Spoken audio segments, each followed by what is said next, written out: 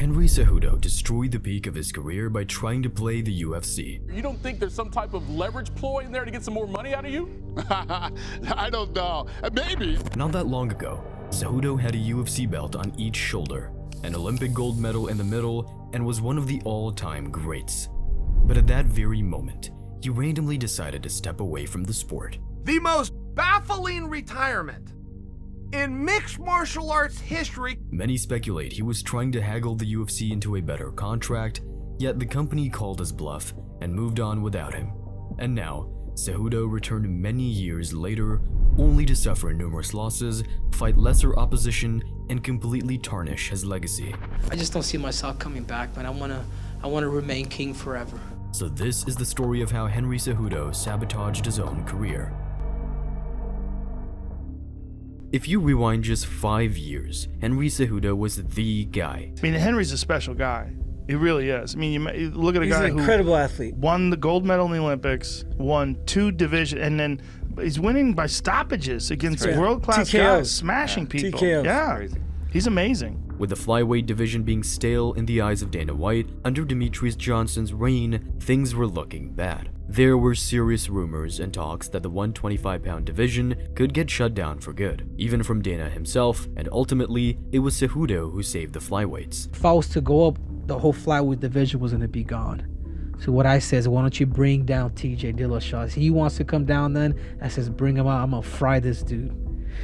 And that's kind of what happened, but I also knew that I took it upon myself to promote the flyweight division. So when Cejudo ended DJ's 13-fight win streak and took out TJ Dillashaw, the division had some real excitement, and had he not won those 2 fights, there's a genuine chance that flyweight might not be a thing in the UFC today. From that point on, Cejudo became one of the greatest fighters in UFC history. Just listen to the run he went on, finishing TJ Dillashaw in 30 seconds to defend the title, beating Marlon Moraes for the vacant bantamweight title after a terrible first round, and finishing Dominic Cruz to defend it. That 4-fight run is genuinely one of the best in MMA. Without question, gets to be in the argument for the greatest combat athlete of all time. Champ at 2 different weights simultaneously. He was not stripped. He became a double champ, defended both titles, and beat the generational GOATs of the division in order to do so. Henry was at the peak of his powers, the height of his career with many years left in the tank, and then completely out of the blue, he dropped a bombshell. I'm retiring tonight, Joe.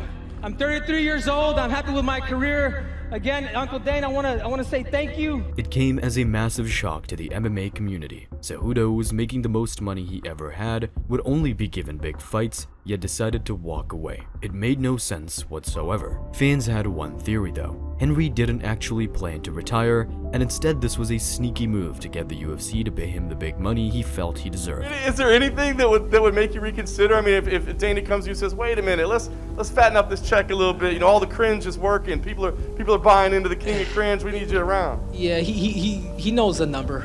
He knows the number, and but you know, let all these other bantamweights kill each other. Let them have fun. If they're complaining that I'm picking fights and doing all that, I mean, look at my resume, man. They can say whatever the hell you guys want, but I've done everything. I've done everything, and I do feel like I should be part of Mount Rushmore. But if that was the case, it wouldn't have gone any worse for Triple C. Yeah, he's been talking about retirement to us for the past several months. You know, I didn't know he was going to do it tonight, but I knew he's been talking about it. And you know my opinion on that. If you start talking about retirement in this business, it's probably a good idea. Yeah. Although, I think he's one of the best in the world, right? He looked incredible. Realistically, the signs were there. In the couple of years before his retirement, Henry Cejudo really leaned into some weird antics to try and turn himself into a star.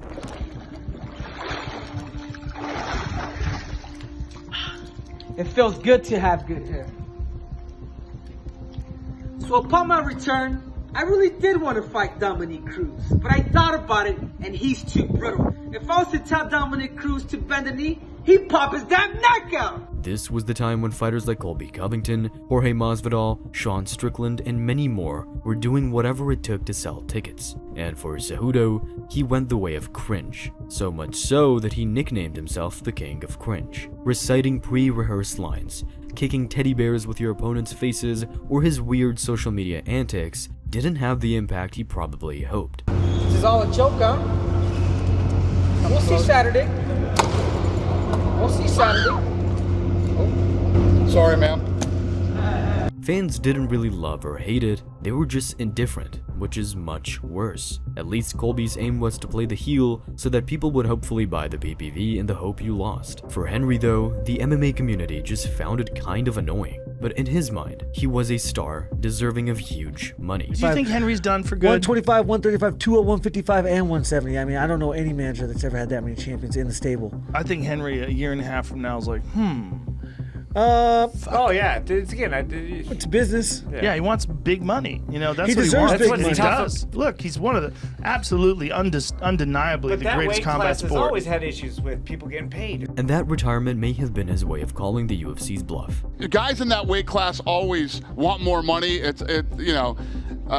Saying you're going to retire on live television isn't the way to negotiate to get more money. He publicly claimed he had financial security, achieved everything in the sport, and had nothing else to prove, and he wouldn't be coming back. I'm not that type of guy with all due respect, man, I'm not a BJ Penn, man. I'm not these guys that they want to fight forever, man. I'm a conqueror, man, and I mean that. I've done it. I've retired young in wrestling as well, and I'm retiring young in the sport of mixed martial arts. Like there's not much you can do to kind of pull me out. And while Henry definitely did conquer MMA, as he says, the fact that he still ended up coming back out of retirement shows that either he was perhaps lying about those points. Because for most fighters, that was the time to cash in and reap the rewards of all the years of hard work. Despite his cringe antics and not working, he was still the double champ and presumably making great money each and every time he fought. But by vacating both titles and publicly retiring, Henry Cejudo had overplayed his hand, and the UFC called his bluff and simply moved both divisions on without him. My plan was to never really come back, and if you guys didn't know this, I remember it wasn't a surprise to Dana when I did announce my retirement for my last fight with Dominic Cruz. He knew. I had conversations like, Dana, I'm happy with my career. I'm happy with my credentials. I've done all that. Like, my biggest thing was like, all right, man, what is that's going to subsidize that? Yeah, and it was a bag of money. Just like that, the double champ, the king of cringe, Triple C, was gone. For him to retire out of nowhere as a co-main event in an empty arena, it didn't feel right, right? I mean, there's some things that they got to pass the smell test. That did not feel right. You couple that with the fact that he goes to the press conference right after, 45 minutes later, and says, well, of course I would fight again if they gave me more money. You go, okay, we see what this is, Henry, right? I've seen this movie before, all right? But fast forward a few months after he supposedly hung up the gloves for good, both divisions crowned new champions. Clearly, the UFC didn't budge to whatever game he was playing. But while many felt Cejudo had a lot left to give, retirement looked to be going well for him. He started his own successful YouTube channel, a podcast alongside Kamaru Usman, was coaching high-level US wrestling, and even coaching UFC fighters more and more. Anything that goes past my jab, yep, thinking this. Yep, boom. Okay, how would he apply this? But you also it's like, okay, now as this gets slow, okay, I'm in leg range. Now I go. There you go. In a sport where fighters often find it difficult to let go of their past identity and become a normal person, Henry seemingly had it all figured out. He was still busy, making money, and still got time on the mats. It was also during this time where Cejudo and his partner had 2 children, and having extra family time was an additional reason as to why he stepped away in the first place. So knowing all of this, Cejudo likely wanted a huge amount of money to continue fighting, and if not, he was happy to retire. And as a UFC retirement goes, he made that transition far better than most. So when a then 36-year-old Henry Cejudo suddenly announced he was returning to the octagon after 3 years away, it baffled UFC fans. It's more of me actually rekindling my love for the game, for the love of the competition, and then doing it, and then it's not even proving it to nobody else but to myself, proving it to my mind, proving it to my body, proving it to my will.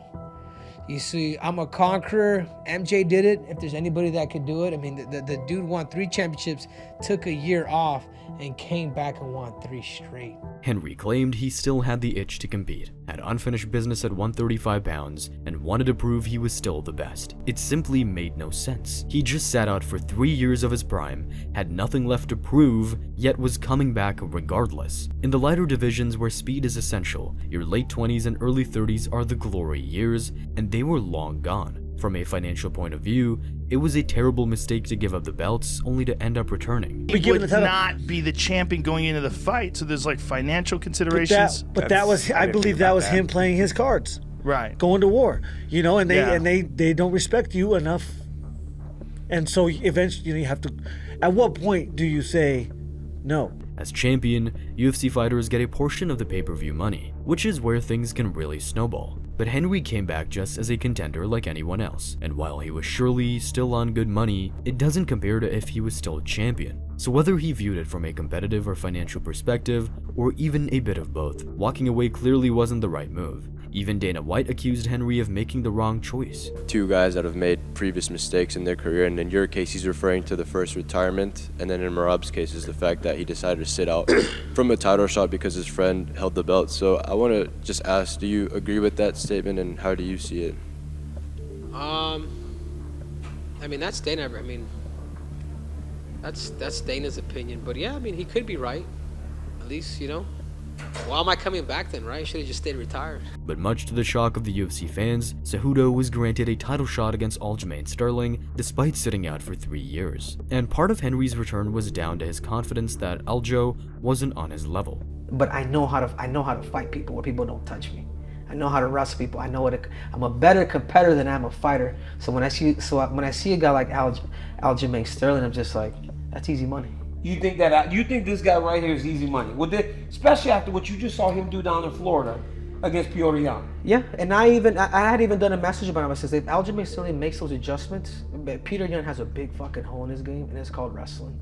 And if nobody's able to expose that, then shame on them. So when he did eventually step foot in the octagon and suffered his first defeat in 7 years, it was a rude awakening call. From here on out though, things only got worse for Henry. He was absolutely dominated by Merab, carried around the octagon and mocked by the Georgian. And while losing to Merab is no shame, his Olympic caliber wrestling was supposed to negate Merab's pressure. Stylistically, it was a great matchup for Henry, but it didn't matter. In a way, is this fight stylistically the perfect chance to prove that you are the best, right? Because stylistically, you know, he's going to come at you, he's a younger guy, he's going to just continually try and push your cardio. If you can beat this guy, it shows that you can beat anyone with Oh yeah, 100%. I think even between me and Merab, I think this is the best fight. This is the best fight at 135 pounds. This is the real world title. And then after losing again, Cejudo wasn't fighting in a title fight or fighting a very top contender. Instead, his next opponent was a rising prodigy in Song Yadong. Yet again, it didn't go well. He looked older, slower, and a shadow of his former self. Henry Cejudo, he's not a top 5 guy anymore. He's older, he's taking time off. He hasn't won a fight in probably 5 years. It's been a hot second. So he's just not tip of the spear. After receiving a damaging eye poke that stopped the fight, Henry's career was in serious danger. He visited numerous doctors, had double vision for weeks, and believed his long-term health was at risk. Like my eye, like I just got done with I got another ophthalmologist just to have a second look. Look, this is my eye from that fight with Song. Oh wow. It's still fucked up. And I'm still like, and I told the doctor, I started getting scared. I'm just like, every time I lay down, I keep seeing double. It took me 5 days after the fight to stop seeing double, and it was just blurry. But thankfully, while his eyesight and health recovered, his legacy can be fixed so easily. He went from an unstoppable double champ to having 3 years out and losing 3 fights in a row, more losses than he had in his entire career up until that point. Now, Cejudo's dropped down a whole other tier. He's fighting an unranked opponent at the start of their own journey. 6 to Triple C is going down. The old generation versus the new. Yeah, dude, I'm fighting somebody that I guess you could say that I know. Somebody that's come out here to learn from me. I'm fighting Peyton Talbot. It looks like one of those matchups where the up-and-coming prospect can take out the old legend and build a star power off the back of Henry Cejudo. Even now, Cejudo still believes that Dana White hasn't let it go, that he decided to retire and relinquish both belts. But win, lose, or draw, Henry has outright said it's his last fight no matter what. Whether he regrets it or not, Cejudo's decision to retire while on top, miss 3 years of his prime just to return anyway and go on a losing streak, was a huge mistake. A major reason was hoping the UFC would pay him serious money, and that decision decision definitely backfired. And speaking of decisions that backfired, sometimes regular people try their luck with UFC fighters. Whether it's in bars, street fights, or even cocky Fortnite players, UFC fighters have been known to choke out civilians on rare occasions. So, we made a video covering the best stories. You can check it out here.